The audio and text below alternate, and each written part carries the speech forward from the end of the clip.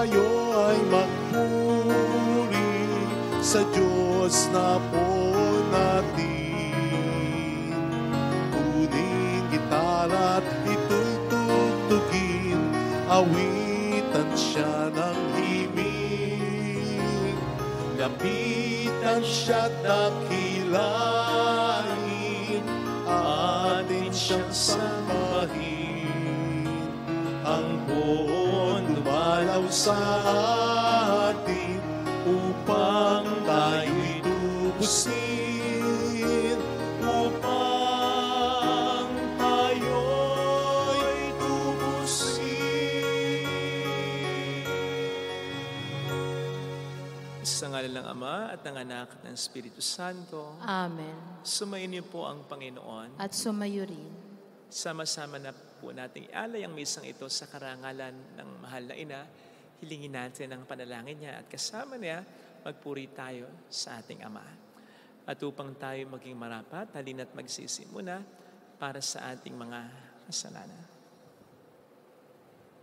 Tayo pong lahat, inaamin ko sa makapangyarihang Diyos at sa inyo mga kapatid, na lubha akong nagkasala sa isip, sa salita at sa gawa, at sa aking pagkukulang.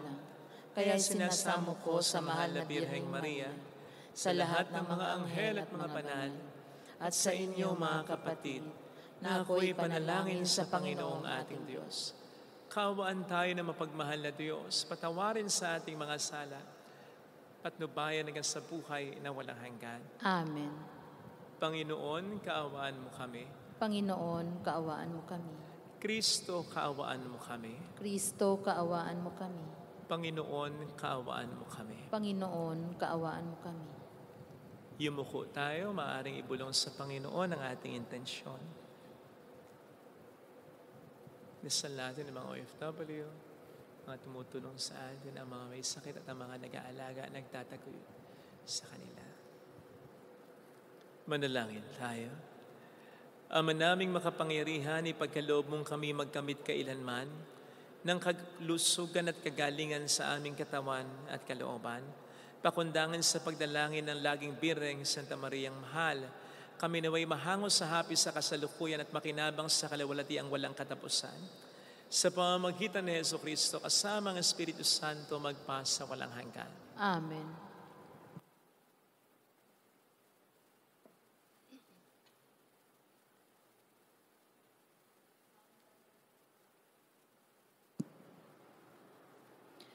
Ang salita ng Diyos mula sa aklat ng Henesis. Si Isaac ay matanda na at halos di na makakita. Kaya ipinatawag niya si Esau, ang anak niyang panganay. Sinabi niya rito, "Anak, matanda na ako at malapit nang mamatay. Mabuti pa'y lumabas ka at mangaso. Ihuli mo ako ng usa at lutuin ang putahing gusto ko. Pagkakain ko'y igagawad ko sa iyo ang aking basbas bago ako mamatay." Nakikinig pala si Rebeka, samantalang kinakausap ni Isaac si Esau. Binihisan ni Rebeka si Jacob ng pinakamagarang damit ni Esau na iniingatan niya. Ang mga braso at leeg ni Jacob na walang balahiboy, binalutan niya ng balat ng kambing. Pagkatapos, ipinadala sa anak ang putahe na may kasama pang tinapay na niluto rin niya. Lumapit si Jacob kay Isaac. "Ama," wika niya. "Sino ka ba?" tanong nito. "Ako po'y si Esau," sagot ni Jacob. "Nagawa ko na po ang inyong inuutos sa akin. Narito na po ang gusto ninyong pagkain. Bumangon na kayo at kanin na ninyo ito nang ako'y mabasbasan pagkatapos." "Kadali mo naman, saan ka nakahuli nito?" tanong ni Isaac. "Tinulungan po ako ng Panginoon na inyong Diyos," sagot ni Jacob. Nagtanong na muli si Isaac, Ikaw ba'y talagang si Esau?" Lumapit nga rito nang malaman ko kung ikaw nga. Lumapit naman si Jacob at siya'y hinipo ng ama. Kay Jacob ang tinig, ngunit ang bisig ay parang kay Esau, pabulong na wika ni Isaac. Hindi niya nakilala si Jacob sapagkat ang mga bisig nito'y mabalahibo ring tulad ng kay Esau. Basbasan na sana ni Isaac si Jacob, ngunit muli pang nagtanong, ikaw nga ba si Esau? Ako nga po, tugon ni Jacob. Kaya't sinabi ni Isaac, kung gayon, akin na ang pagkain at pagkakain ko'y babasbasan kita. Iniabot ni Jacob ang pagkain at binigyan pa niya ng alak. Halika anak, at hagkan mo ako, sabi niyang ama. Niyakap ni Jacob ang ama at naamoy nito ang kanyang kasuotan, kaya't siya'y binasbasan. Ang masamyong halimuyak ng alak o ang katulad ay samyo ng kabukirang ang Panginoon ang nagbasbas. Bigyan nawa ikaw ng Diyos ng hamog buhat sa itaas. Nang tumaba ang lupa mo't ikaw na may makaranas ng saganang pag-aani at alak na masasarap. Bayaan ang mga bansay paalipin at gumalang. Kilanlin kang Panginoon ng lahat mong mga angkan.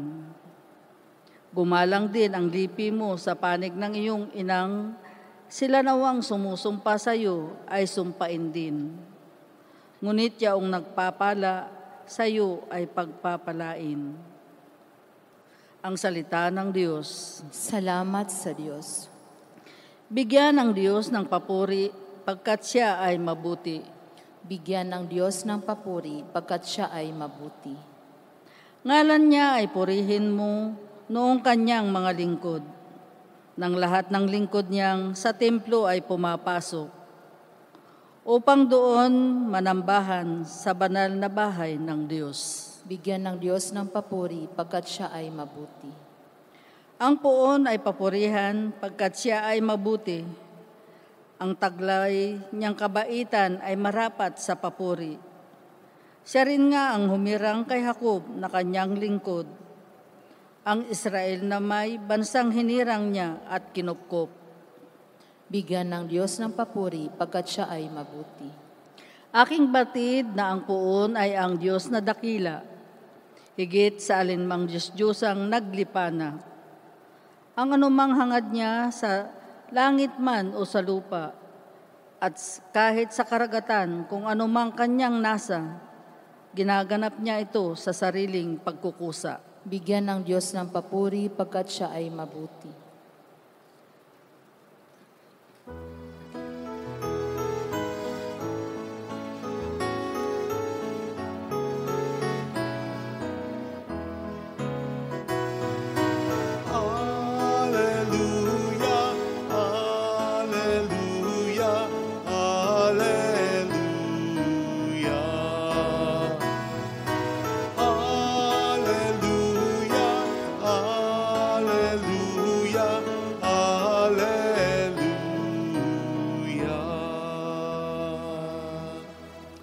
Sumainyo ang Panginoon. At sumayo rin. Ang mabuting balita ng Panginoon ayon kay San Mateo. Papuri sa iyo, Panginoon. Noong panahong yon, lumapit kay Jesus sa mga alagad ni Juan Bautista at ang wika, malimit kaming mag-ayuno, gayon din ang mga Pariseo. Bakit po hindi nag-aayuno ang iyong mga alagad? Sumagot siya, maaari bang magdalamhati ang mga panauhin sa kasalan habang kasama nila ang lalaking ikinasal? Kapag wala na siya, saka pa lamang sila mag-aayuno. Walang nagtatagpi ng bagong kayo sa isang lumang kasuotan, sapagkat mababatak nito ang tinagpian at lalong lalaki ang punit. Wala rin nagsisilid ng bagong alak sa lumang sidlang balat. Kapag gayon ang ginawa, puputok ang balat, matatapon ang alak, at mawawasak ang sisidlan. Sa halip, ay sinisilid ang bagong alak sa bagong sisidlang balat. at sa gayoy kapwa nagtatagal. Mga kapatid, ang mabuting balita ng Panginoon. Pinupuri ka namin, Panginoong Heso Kristo.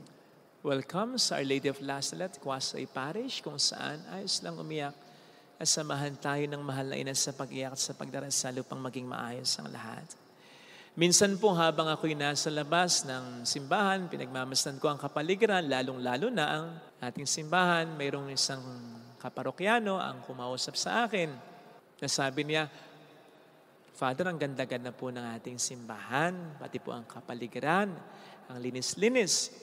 Napuri din niya yung dami ng mga taong nagpupunta sa atin dito, lalo na tuwing linggo, at yung ginagawa nating pagtulong sa ibang mga parokya, sa ibang mga tao.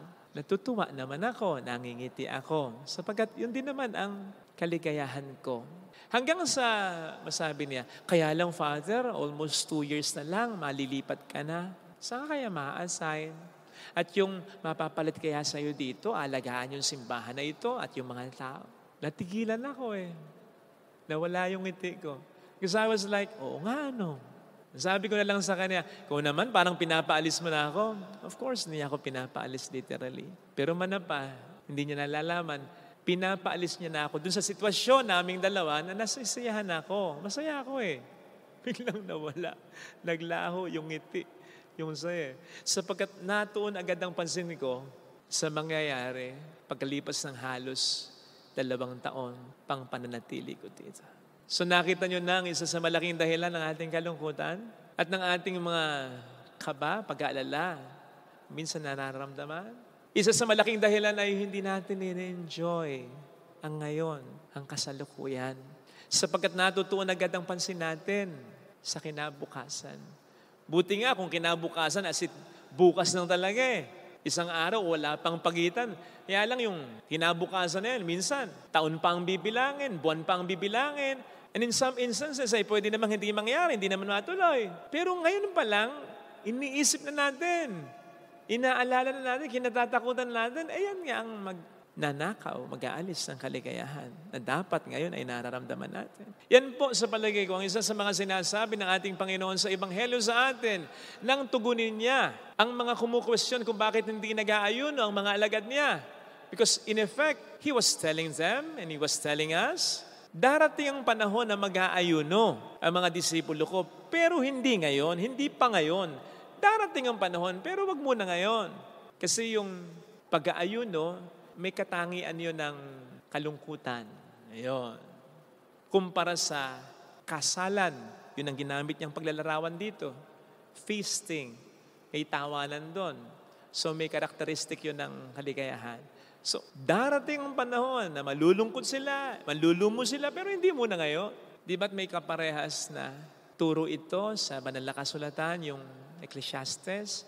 There is time for everything. May panahon para sa bawat isa o sa bawat bagay. May panahon para maging malungkot, may panahon para maging masaya. Na kung ikukonekta natin sa sinasabi ni Kristo, in effect, He was telling, may time for feasting, may time for fasting. Pero hindi mo dapat paglubuhin yung dalawa. I mean, pagsamahin agad yung dalawa. May tamang panahon para sa bawat isa. Sapagkat bawat panahon ay may nakalaan na blessing ang Panginoon. Kaya bawat pagkakataon ay pupwede pa rin maramdaman ang paggabay at ang magandang biyaya ng Panginoon. Hence, we must let each situation become what it is without forcing it or without wishing it or wanting it to be what we think it should be. Then we thank God for it. We make the most out of it so that we may be able to enjoy it. Masyado kasi tayo kung minsan natutuon agad sa darating na panahon, kaya't hindi natin na-enjoy ang now, ang present, ang kasalukuyan o ang ngayon. Parang ganyan yung nangyari sa ating unang pagbase ng lokohin ni Jacob, ang kanyang ama at ang kapatid niya. Sapagkat malamang sa hindi siya nakontento sa kung ano yung present na biyaya niya. Kaya gumawa siya ng hakbang na hindi naman dapat gawin talaga. So ano nangyari? Bagamat pinagpala pa rin siya, nakaranas siya ng maraming mga problema. So you see, Pagpapalain naman siya, darating naman ng panahon na pagpapalain siya, pero hindi niya muna hinintay yun eh. Nanloko na siya na naging dahilan ng mga problemang naranasan niya.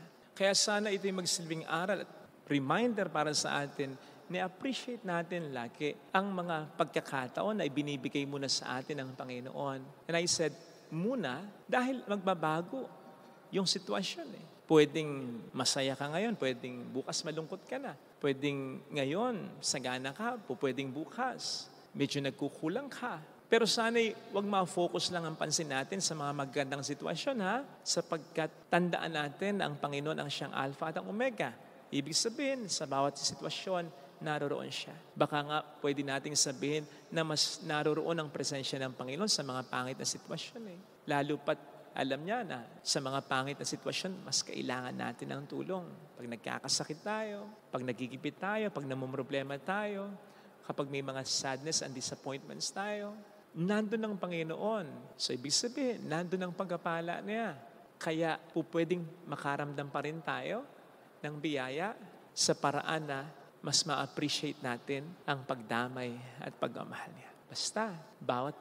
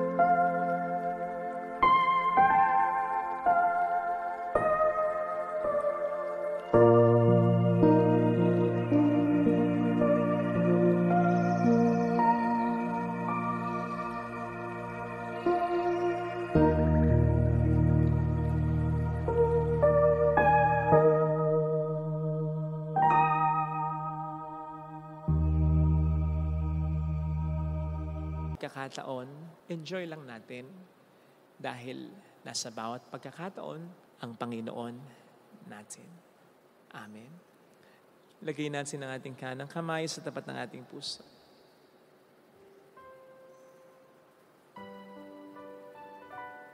Awitin natin. Alam kong may magagawa ang Diyos.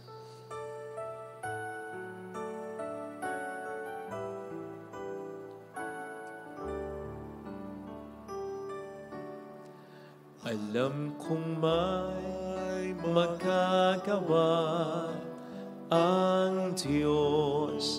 Alam kong may magagawa ang Diyos. Alam kong may magagawa ang Diyos. Kung ako'y magtatapat, Kung ako'y magtatapat, sa Kaniya'y maglilingkod, sa Kanya'y maglilingkod. alam kong may magagawa ang Diyos. May magagawa ang Diyos. Alam kong diringgin ng Diyos ang samo ko sapagkat mahal niya ako. Diringgin ng Diyos ang samo ko. Alam kong diringgin ng Diyos ang samo ko Alam kong sapagkat alam niya at naroroon siya sa kalalagayan ko. Kung ako'y magtatapat, sa Kaniya'y maglilingkod, sa Kanya'y maglilingkod. alam kong diringgin ng Diyos ang samo ko. Diringgin ng Diyos Pumikit ang tayo. samo ko. Panginoon, tulungan mo pong maalala kong lagi na kasama kita sa bawat sitwasyon, sa bawat pagkakataon. Kapag nagkakasala nga ako, hindi mo pa rin ako iniiwanan sapagkat kinukonsensya mo ako at hinahatak muli akong pabalik sa iyo. Kahit na ako'y lumalayo sa iyo, hindi mo ko tinatantanan ng iyong pagmamahal. Pagdududahan ko pa ba ito? Sa oras na mas kailangan ko ito, kapag namumroblema ako, kapag hindi ko na alam ang gagawin ko, Panginoon, tulungan mo akong mapanghawakan ito upang kahit na sa mga mahirap na sitwasyon sa buhay ko, manampalataya akong ika'y kasama ko. Alleluia!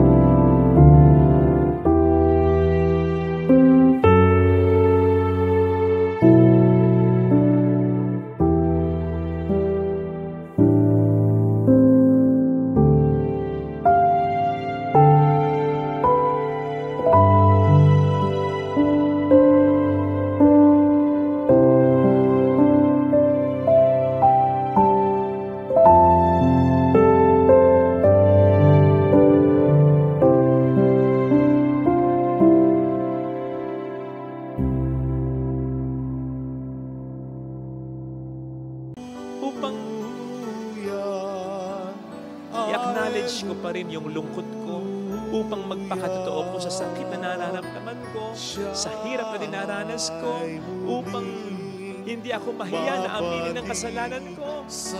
Sapagkat sa bawat pagkakataon naroon ka upang sagipin ako, kailangan ko lang aminin ang kasalanan ko, ang pangangailangan ko para sa iyo.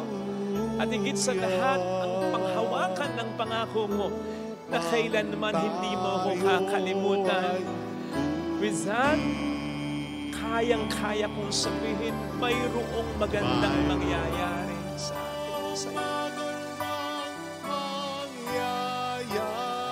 Na kahit may problema, may biyaya, ibig sabihin, may mangyayari pa rin maganda. Kumbaga, maghihintay lang ako. Makikita ko ang lubusan ng pagkilos mo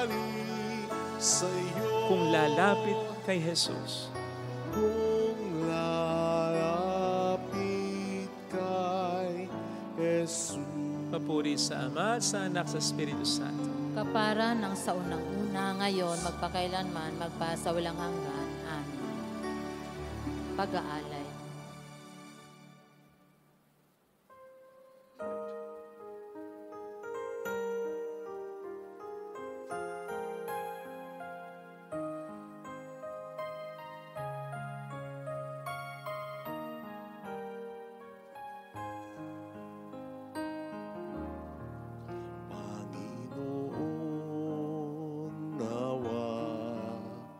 Ay tanggapin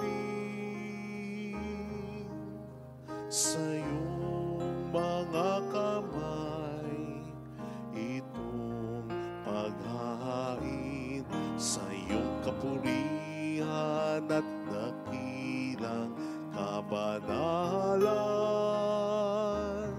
Handog ng iyong sambayanan banal. Panginoon, nawa ay tanggapin sa iyong mga kamay itong paghahain sa iyong kapurihan.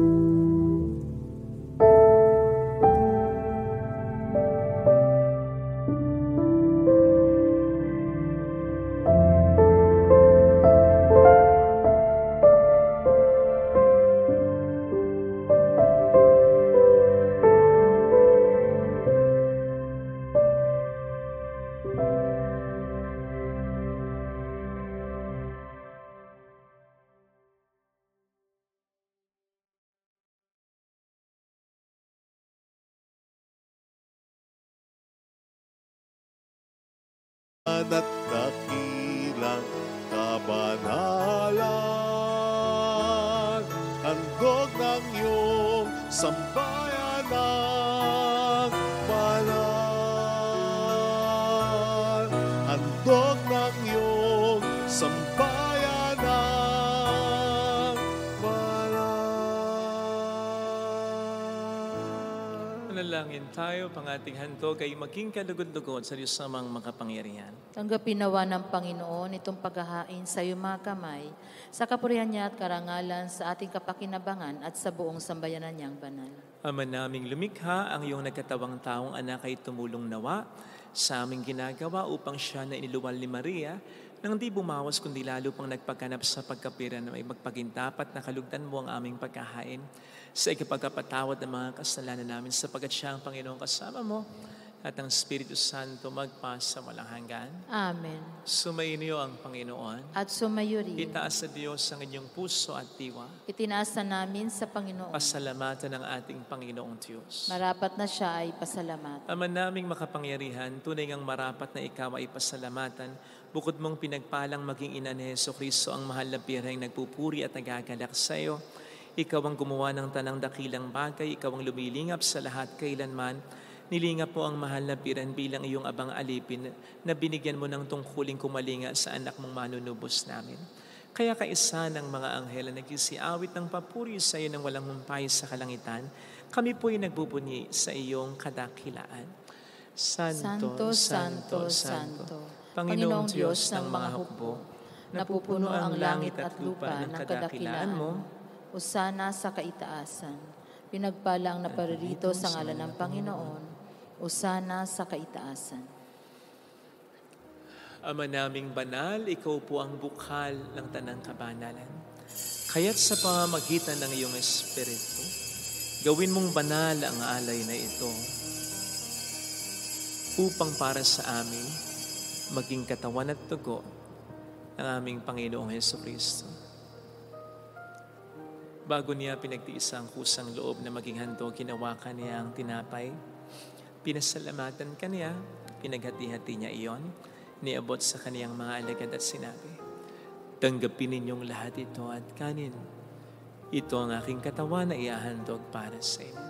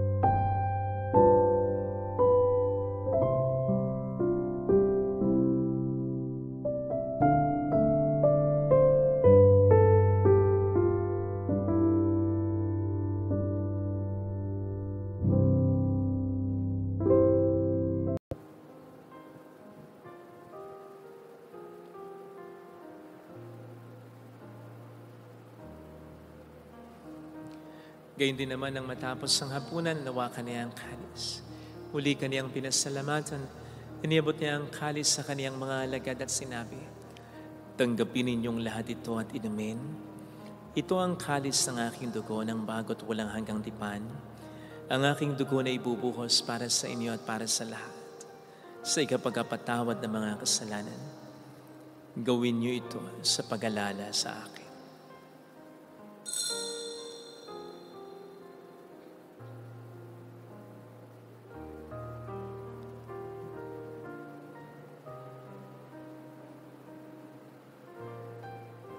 Ipagbunyi natin ang misteryo ng ating pananampalataya. Si Kristo'y namatay, si Kristo'y nabuhay, si Kristo'y babalik sa wakas ng panahon. Ama, ginagawa namin ngayon ang pag-alaala sa pagkamatay at muling pagkabuhay ng iyong anak, kaya inialay namin sa iyong tinapay ng buhay ng kalis ng kaligtasan. Kami nagpapasalamat dahil kami iyong minarapat na tumayo sa harap mo para maglingkod sa iyo. Sinasamo namin kami na magsasalo sa katawan at dugo ni Kristo ay mabuklod sa pagkakaisa sa pamamagitan ng Espiritu Santo. Ama, lingapin mo ang iyong simbahang laganap sa buong daigdig. Puspusin mo po kami sa pag-ibig kay San Leon na aming Papa, Dennis na aming Obispo at ng Tanang Kaparian. Alalahanin mo po ang mga kapatid naming nahimlay ng may pag-asang sila'y muling mabubuhay, lalo na sana ang aming mga ipagdarasal. Pumikit tayo at saglit nating isipin at pinag-arasal ang mga mahal nating kakilalang yumaw.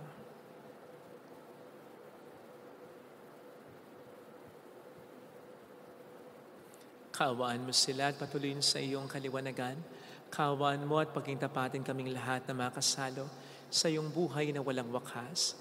Kaysa ang mahal na birhen ng Lasalet, ang ina ng Diyos, San Jose ang kabiyak ng kanyang puso, lahat ng mga banal na namuhay dito sa daigdig ng kalugod-lugod sa iyo, may pagdiwang nawa namin ang pagpupuri sa ikararangal mo sa pamamagitan ng iyong anak na aming Panginoong Jesucristo. Sa pamamagitan ni Kristo, kasama niya at sa Kanya, ang lahat ng parangal papuri ay sa iyo, Diyos amang makapangyarihan, kasamang Espiritu Santo,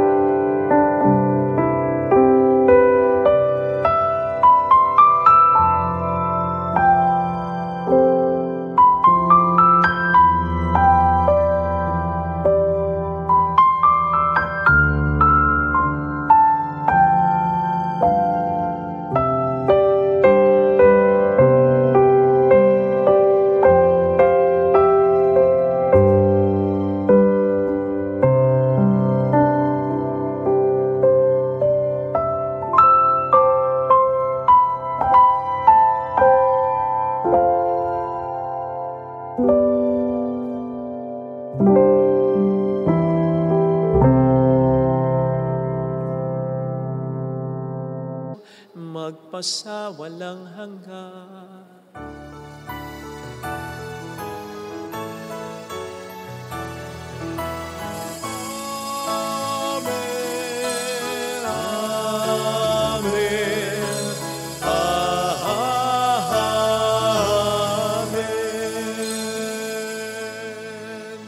Tumawag tayo sa Ama.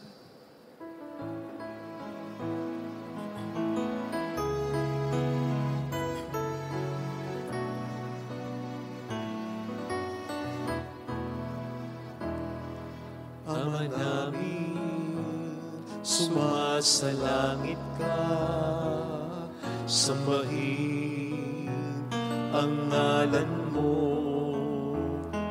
mapasa amin ang kaharian mo, sundin ang loob mo dito sa lupa para nang sa langit. Bigyan mo kami ngayon ng aming kakanin sa araw-araw.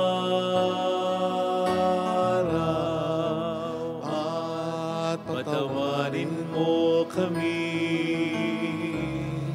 sa aming mga sala, para ng pagpapatawad namin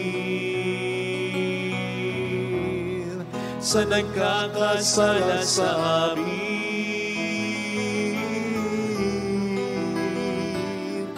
At huwag mo kami ipahintulot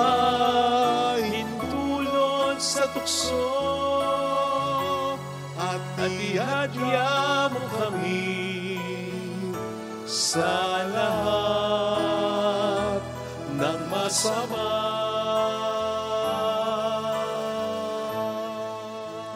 Ilig namin kami adya sa lahat ng masama, pagkalooban ng kapayapaan araw-araw, iligtas sa kasalanan, sa kapahamakan, sa mga seryosong karamdaman. Samantalang aming pinaghahandaan ang dakilang araw ng pagpapahayag ng tagapagligtas naming si Heso Kristo. Sapagkat iyo ang kaharian, ang kapangyarihan at ang kapurihan, magpakailanman. Amen. Panginoong Heso Kristo, sinabi mo noon, sinasabi mo rin sa amin ngayon, kapayapaan ang iniiwan ko sa inyo, ang aking kapayapaan ang ibinibigay ko.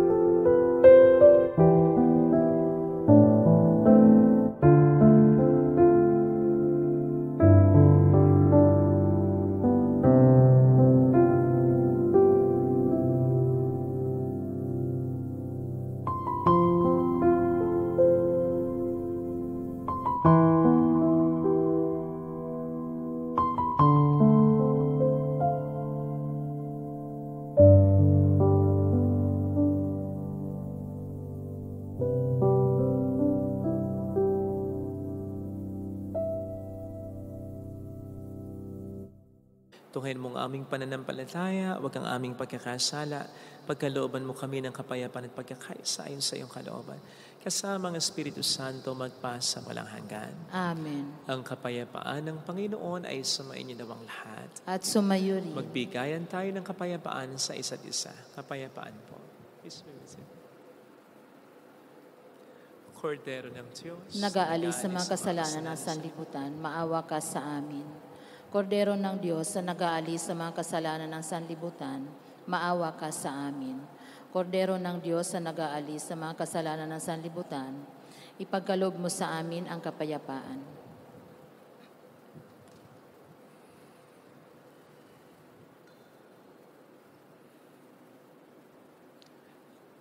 Narito sa harap natin ng Panginoon ang ating buhay at kaligtasan. Mapalad tayong inaanyayahan. Panginoon, hindi ako karapat-dapat na magpatuloy sa iyo, ngunit sa isang salita mo lamang ay gagaling na ako.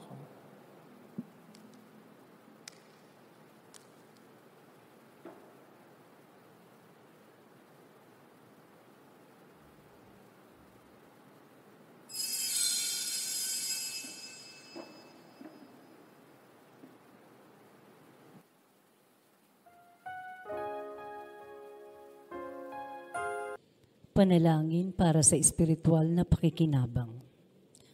Panginoong Hesus, ako ay naniniwala na ikaw ay nasa kabanal-banalang sakramento. Iniibig kita ng higit sa lahat at ninanasa kong tanggapin ka sa aking kaluluwa. Sapagkat sa mga sandaling ito, hindi kita matatanggap sa sakramento.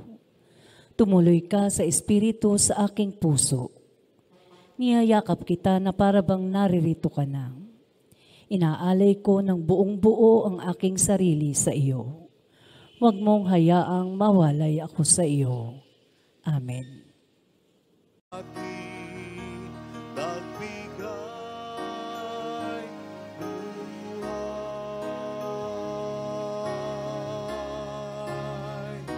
Si Jesus ang katotohanan, si Jesus ang daan, siyang ating Panginoon, magpakailan pa man.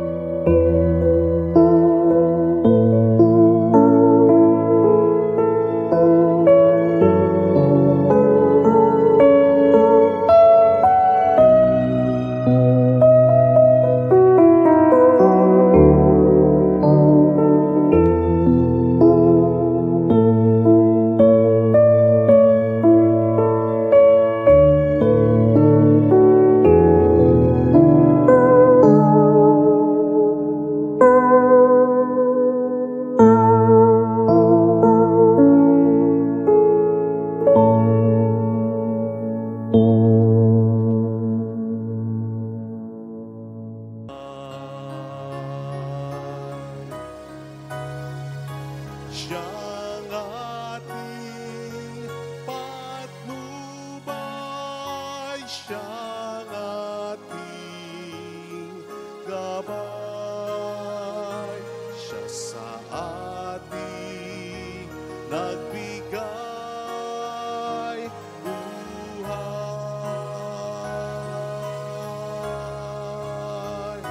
Si Jesus ang katotohanan, si Jesus ang daan, siyang ating Panginoon magpakailan paman.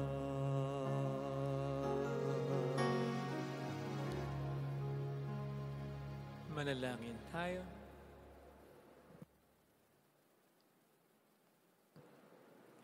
Ama naming mapagmahal, sa pag-asalo namin sa banal na pakikinabang, ang iyong kagandahang loob ay aming hinihiling upang ang pagkaparangal namin sa mahal na Birhen at pagtulad namin sa Kaniya ay magpagindapat na aming paglingkuran ang pagganap sa kaloob mong kaligtasan. Sa pamamagitan ni Jesucristo, kasama ng Espiritu Santo magpas sa walang hanggan. Amen. Holy Gods, Holy Mighty One, Holy Immortal One. Have mercy on us and on the whole world. Holy Gods, Holy Mighty One, Holy Immortal One. Have mercy on us and on the whole world. Holy Gods, Holy Mighty One, Holy Immortal One. Have mercy on us and on the whole world. Jesus, King of Mercy, We trust in you. alalahanin, Alalahanin, O mahal na Birhen ng Lasanet, ina ng pag-asa, ikaw ang nagpapaalala sa aming magbalik loob sa Ama. Ito ang nagpapatunay na ang kagandahang loob mo'y nanatiling usilak. Sa pag-aaruga mo sa amin, tungkulin mo'y tinupad. Sa paanan ni Kristo'y tinuring mo kaming mga tunay mong anak. Kaya ninais mong ni Isay huwag mapahamak. Maging sa iyong walang tigil na pananalangin, pati luhay pumatak. Huwag namang mawalan ng saysay ang iyong paghihirap. Hiling nawa namin sa iyo ang aming inang liyag, na matapos ang pakikibaka namin sa mundong ito at sa pananatili naming tapat kay Kristo.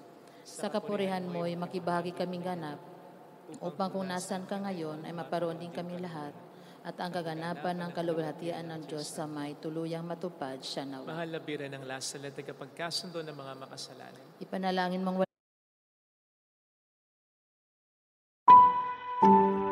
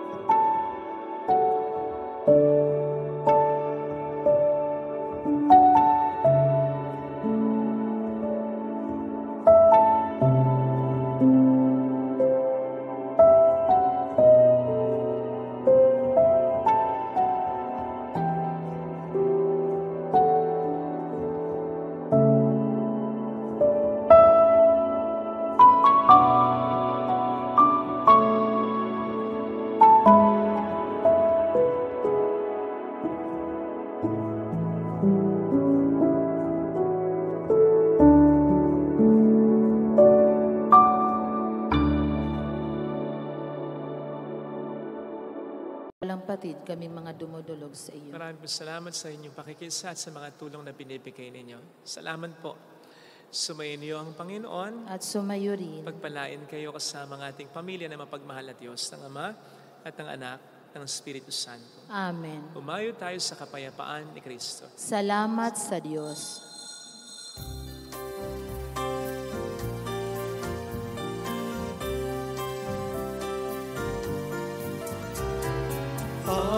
Aming iniaalay ang pag-ibig na walang kapantay. O kay sarap mabuhay kung may nagmamahal, pagmamahal na tunay at laging dalisay. Ang birhen kong umibig ay walang sintamis, pagsintang sakralinis sa iyo hanggang langit.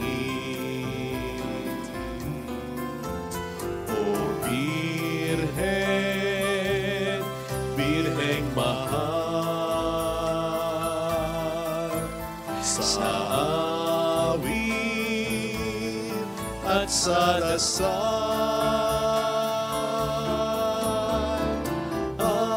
aming iniaalay